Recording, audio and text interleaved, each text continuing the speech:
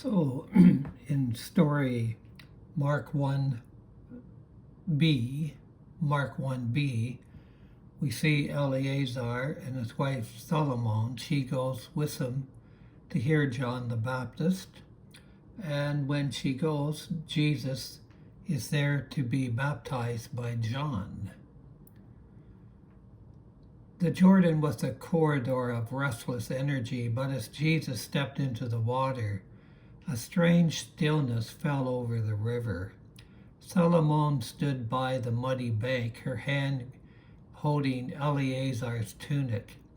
She had expected to see another prophet, perhaps another firebrand like John. But there was something profoundly different about this man from Nazareth. He did not look like a man burdened by the weight of his own sins. He carried himself in an effortless, graceful way. John, usually so boisterous, seemed to grow quiet in his presence. There was a brief, silent exchange, a look of recognition that passed between the Baptist and the Nazarene before the water closed over the head of the one who would change the world. Then the air itself seemed to tear open the sky. It was not the sound of thunder, but a vibration that resonated in the very through the very bodies of those watching. Solomon grasped her knees, turning to the water as the sky above the river began to shimmer. A light, pure and piercing, descended, but with the gentle rhythmic grace of a dove. It settled upon Jesus, a tangible sign of something otherworldly was touching the soil of the earth, and then the voice.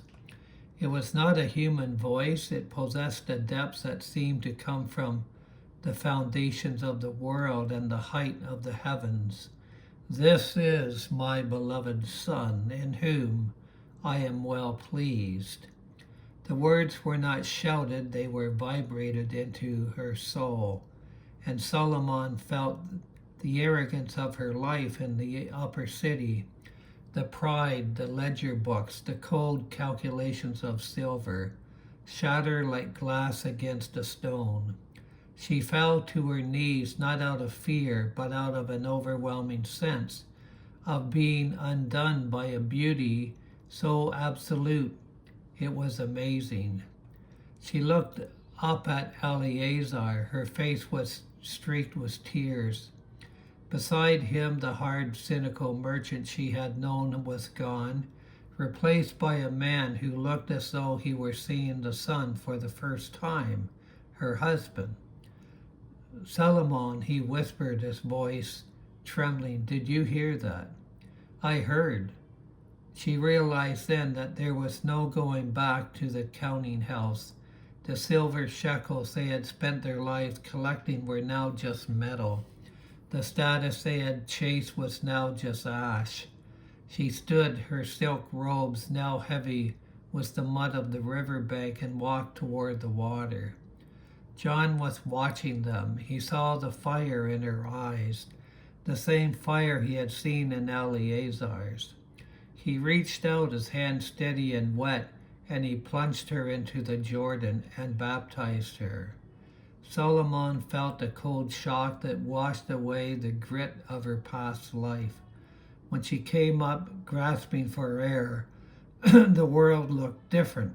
The river, the reeds, the hills, everything was singing a song she was finally beginning to understand. She waded back to the bank and took Eleazar's hand.